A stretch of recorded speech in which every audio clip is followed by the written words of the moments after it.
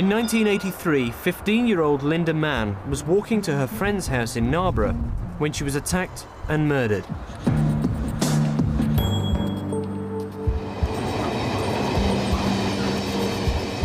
Three years later, another Leicestershire schoolgirl, Dawn Ashworth, was also attacked and killed in the same area. As a result of our inquiries, we arrested a young man named Buckland. He admitted responsibility for the murder of Dawn Ashworth, but he didn't make any admissions in respect of Linda Mann, and we were quite certain that whoever had murdered one had murdered the other.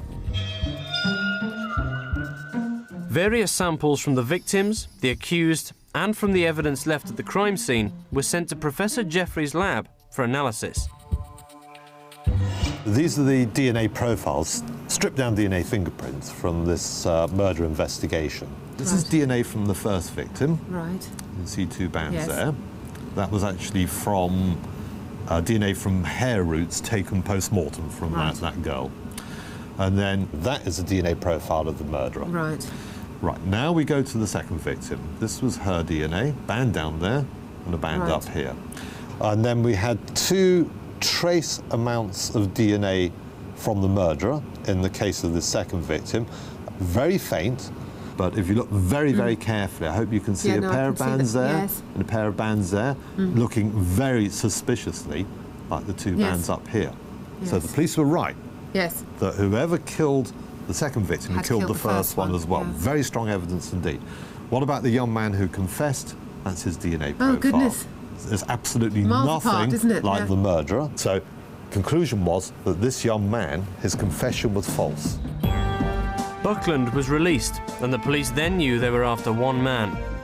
Keeping faith in DNA fingerprinting, they decided to go down the painstaking route of taking samples from over 5,000 men from the surrounding area.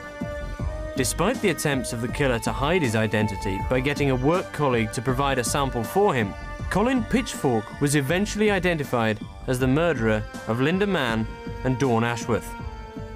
We arrested Pitchfork, and within a short period of time, Pitchfork admitted both murders, and later we submitted DNA tests on Pitchfork, which confirmed he was the person responsible for the murder of both girls. DNA fingerprinting has revolutionised police investigation work worldwide, and it has changed the way we think about ourselves as unique individuals. This smudgy bit of X-ray film really was the birth of DNA forensics and all the stuff you see on CSI and everywhere. It all started there. Science has now reached out, it's touched the public, and the public are really interested in it. That's fantastic. Yeah, I agree. Back at Wild Green, understanding that everyone's DNA is unique will be crucial to the young scientist's next investigation. Now, I look at all of you, you're all totally different, aren't you? You've got different colour hair and different colour eyes and different type of skin. And that's all contained in your DNA. Jane has brought some equipment borrowed from the local secondary school, which will allow Year 6 to try DNA fingerprinting for the very first time.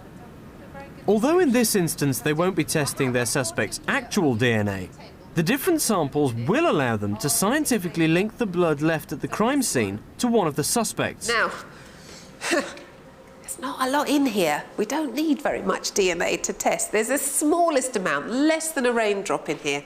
And one of the first things we'll need to do is mix it with a colour substance, a coloured liquid, so that we can see a bit more of it. There's a huge amount of scientific equipment to get to grips with, which will call for a lot of dexterity and patience. Put it in and then release it when it's in the bottom.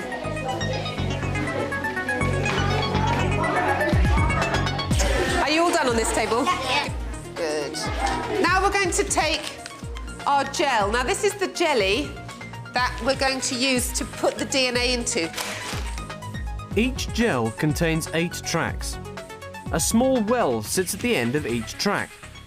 Right, I just put it over the well and then just very carefully push it into the well. Keep your thumb right down and then pull it out. Track 1 is used as a marker to ensure the test is working correctly. Have your pipette set for 20 microlitres you need to take out the little tube with crime scene in it, pick up 20 microliters of that and inject it into well number 2. The DNA sample from the crime scene is loaded into well number 2, with the remaining suspect's DNA loaded into the other wells. That's it, well done. Keep your thumb right on, keep going, thumb down, thumb down. Well beautiful. Done, Brendan. That's Beautiful. fantastic. Well done.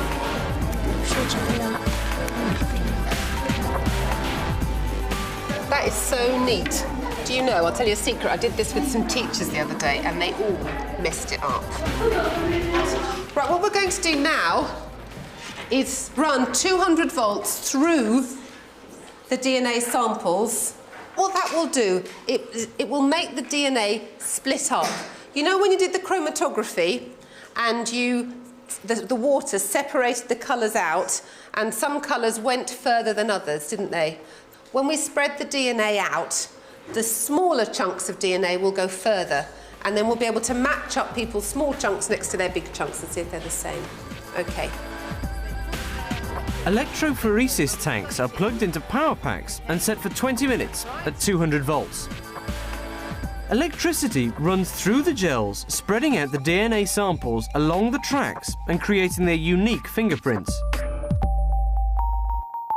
So we've run it for 20 minutes, and if I lift the lid off, you'll be able to see that the DNA has spread down the gel. So we very carefully take the gel out and into the staining tray, and then we take this very bright blue stain, completely cover it, just for 2 minutes. And then once this is done, we'll rinse it off. And what we're looking for... Oh, nice. Can you see some lines there? Yep. Well, that's our DNA fingerprint. The science of DNA fingerprinting is allowing extensive progress with cloning, social issues and crime solving.